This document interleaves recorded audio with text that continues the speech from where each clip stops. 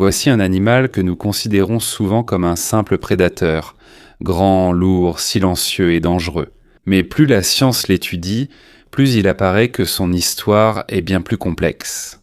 Le crocodile marin n'est pas simplement un reptile qui attend ses proies. C'est l'un des prédateurs embusqués les plus spécialisés de la planète. Et la raison n'est pas seulement la puissance de sa morsure, mais aussi la façon dont il perçoit tout son environnement. À première vue, son corps semble n'être qu'une armure. Une peau épaisse, des écailles dures, un corps massif pouvant atteindre plus de 6 mètres de long. Le plus grand officiellement mesuré est l'olong aux Philippines. Il mesurait plus de 6 mètres de long et pesait plus de 1000 kg et Mais sous son extérieur dur, il possède un système sensoriel extrêmement fin. Les petits points noirs autour de la mâchoire et du corps du crocodile ne sont pas simplement une partie de la peau. On les appelle des organes sensoriels tégumentaires et ils jouent un rôle très important dans leur survie. Ce sont eux qui aident le crocodile à ressentir le moindre mouvement dans l'eau. Même une petite ondulation, même une faible vibration, même ce qui est presque invisible à l'œil nu. Avant de commencer, merci de liker et de vous abonner à cette vidéo. C'est très important pour nous, les créateurs de contenu. Merci beaucoup. Et maintenant, commençons. Pendant que le crocodile est immergé dans l'eau et qu'il bouge à peine, il ne se repose pas. Il surveille chaque vague, chaque mouvement de poisson, chaque perturbation à la surface de l'eau. Il le ressent. C'est pourquoi il n'a pas besoin de voir clairement sa proie pour savoir où elle se trouve. Il n'a pas non plus besoin de bouger tout de suite. Parfois, il suffit d'attendre, silencieusement, presque sans bouger. Et quand le bon moment arrive, une attaque rapide et c'est terminé. Encore plus surprenant, malgré sa peau épaisse et dure, le crocodile est extrêmement sensible au toucher. Il y a une partie de son corps qui peut détecter de très petits changements de pression dans l'eau. Il est donc capable de combiner deux choses rarement observées dans la nature, la protection et la précision. En plus de cela, ils ont également une excellente vision, surtout en faible luminosité, ce qui leur permet de chasser la nuit. Même dans des eaux boueuses, dans des endroits où la visibilité est presque nulle. Lorsque vous combinez la vision nocturne, la détection de pression, le mouvement furtif et une force de morsure extrêmement puissante, vous obtenez l'un des prédateurs les plus efficaces de la planète. Peut-être que leur atout le plus sous-estimé est la patience. Ils ne misent pas sur la vitesse, ni ne poursuivent leur proie longtemps. Ils préfèrent attendre, silencieux, immobiles, presque comme s'ils faisaient partie de la rivière. Et c'est là qu'ils sont les plus dangereux, car avant même que tu ne remarques leur présence, ils t'ont déjà détecté depuis longtemps. Dans les rivières, les estuaires, les mangroves et les zones humides côtières de l'Indo-Pacifique, le crocodile marin utilise la même stratégie depuis des millions d'années. Et jusqu'à aujourd'hui, elle reste efficace. Alors que le climat, le paysage et les animaux autour d'eux changent, ils restent toujours au sommet de la chaîne alimentaire. Ce n'est pas parce qu'ils n'ont pas changé, mais parce qu'ils se sont parfaitement adaptés à leur environnement.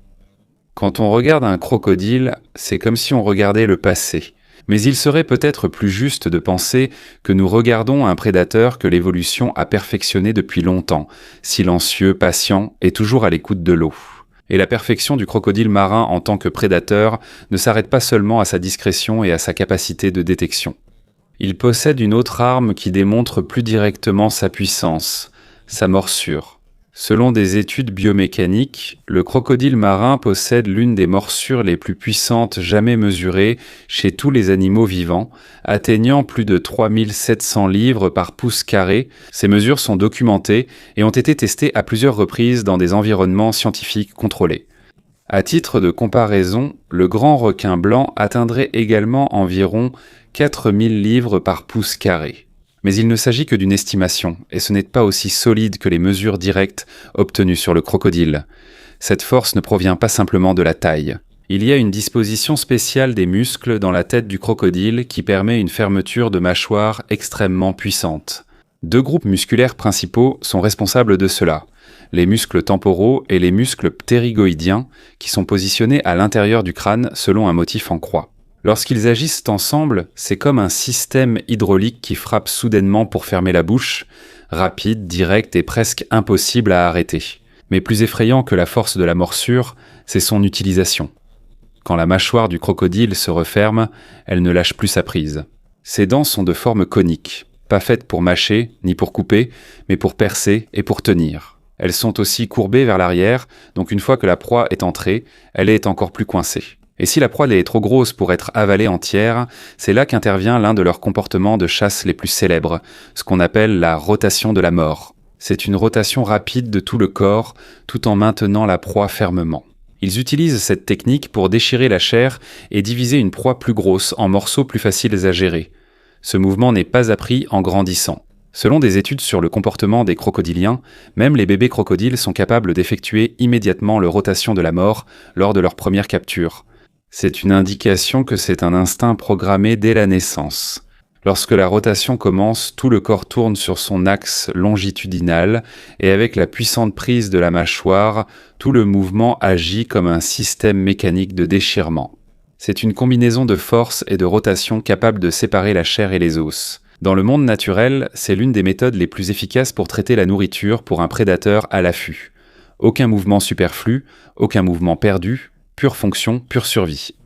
L'un des aspects les plus controversés et les plus intéressants du crocodile marin n'est pas seulement sa force, mais aussi les rapports sur un possible comportement coopératif. Chez la plupart des animaux, la chasse coordonnée ou le travail d'équipe est rare. On l'observe généralement chez les loups, les dauphins et certains primates. Mais chez les reptiles, surtout chez les crocodiles, ce comportement n'a longtemps pas été reconnu comme réel. Revenons aux rapports plus anciens. À la fin des années 1890, un naturaliste russe a observé une scène étrange en Papouasie-Nouvelle-Guinée. Selon les archives, un groupe de crocodiles marins semblait agir de façon coordonnée pendant qu'ils chassaient n'importe quoi des poissons. Un crocodile plus grand frappait l'eau violemment avec sa queue, poussant les poissons vers les parties plus peu profondes de la rivière. Pendant que cela se produisait, des crocodiles plus petits attendaient dans les eaux peu profondes. Lorsque les poissons arrivaient au bon endroit, ils surgissaient rapidement et attaquèrent. Ce ne sont pas de simples prédateurs guidés par des réflexes. Ils sont capables de s'adapter à la situation, d'attendre et de profiter du bon moment dans leur environnement. Et c'est là que le domaine devient plus intéressant. Le crocodile marin est un animal qui ne dépend pas seulement de la force, mais aussi de l'observation, du timing et peut-être d'un niveau de flexibilité comportementale plus élevé que ce que beaucoup attendent. Le crocodile marin est l'un des rares reptiles capables de survivre à la fois en eau douce et en eau salée. La plupart des reptiles sont limités à un seul type d'eau, soit la rivière, soit la mer. Mais le crocodile marin peut passer de la rivière à l'estuaire jusqu'à la haute mer. Il existe des rapports de crocodiles ayant nagé sur des centaines de kilomètres depuis la côte, et ils ont également été observés dans des zones côtières s'aventurant près de grands prédateurs marins comme les requins bulldogs.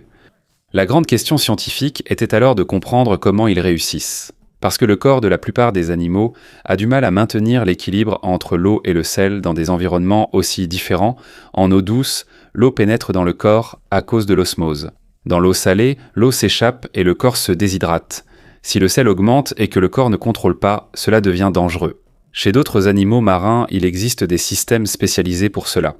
Les tortues de mer possèdent des glandes à sel près des yeux, tandis que certains requins ont des organes régulateurs de sel à l'intérieur du corps. Chez les crocodiles, cela a longtemps été un mystère.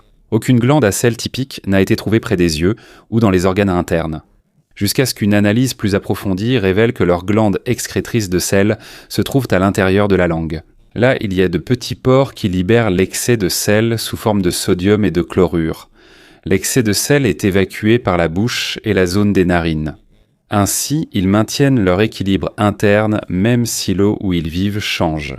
Une étude de 1975 a montré que leur taux de sel dans le sang reste stable, qu'il soit placé dans de l'eau douce ou de l'eau de mer à environ 304 millimoles.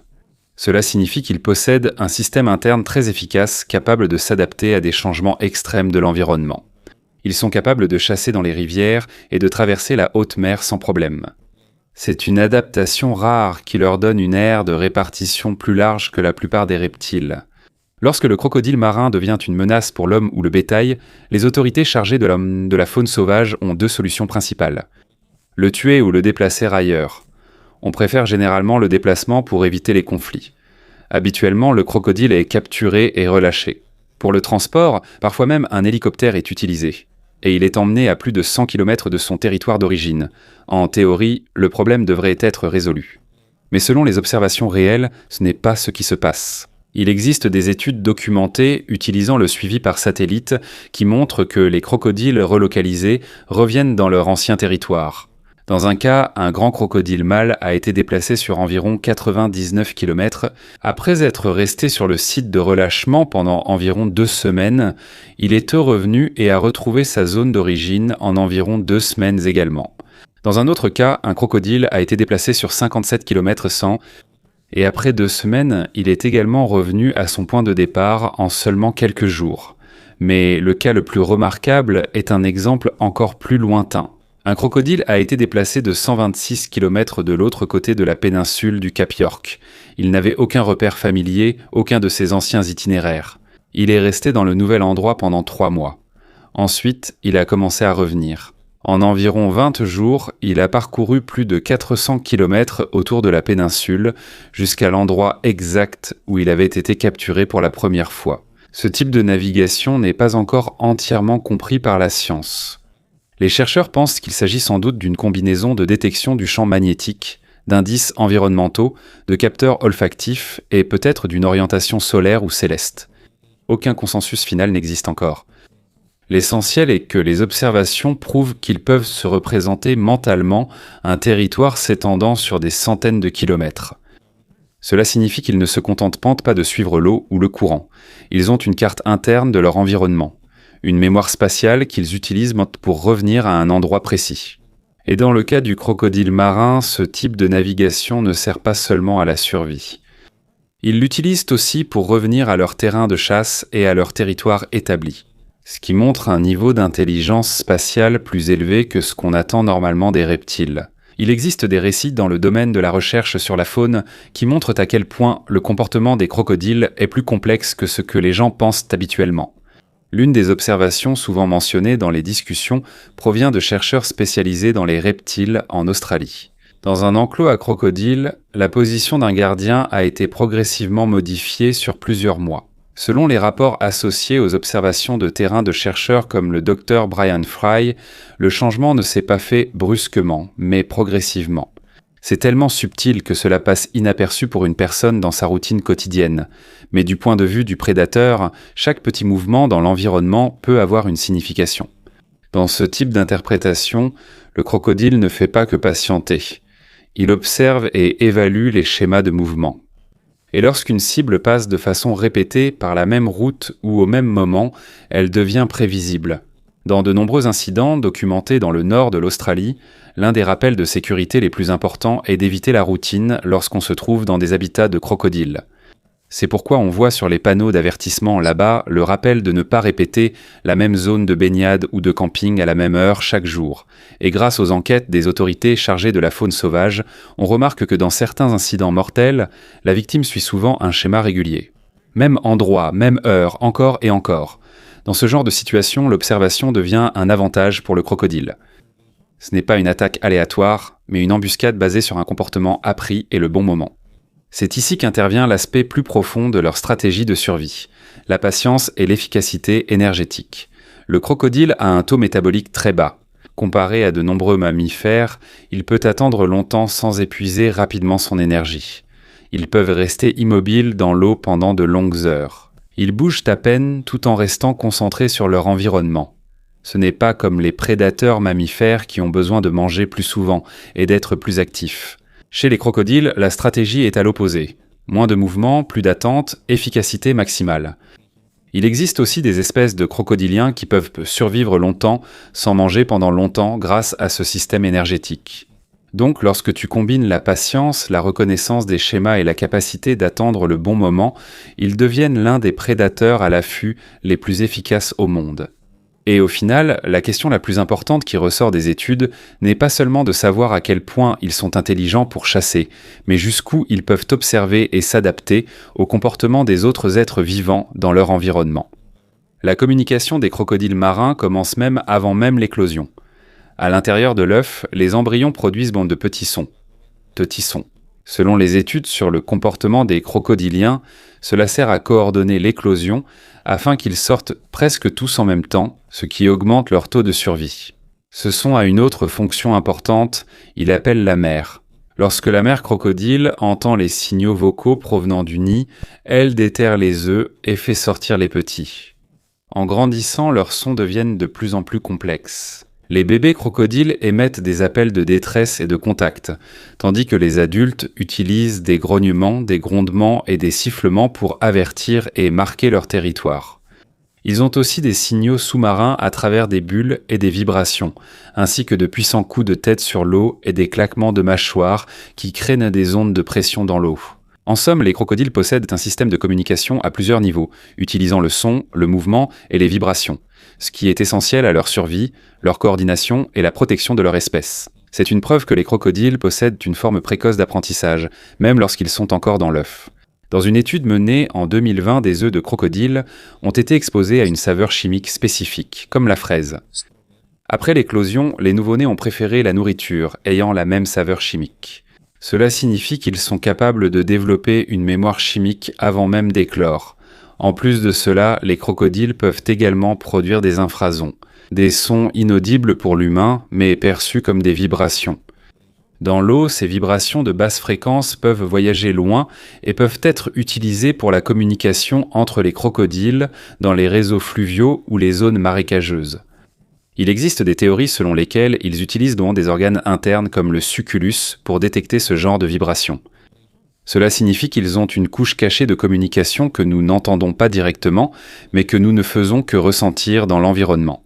Globalement, il semble que les crocodiles disposent d'une combinaison d'apprentissage et de communication par vibration, plus avancée que ce que la science supposait jusque-là.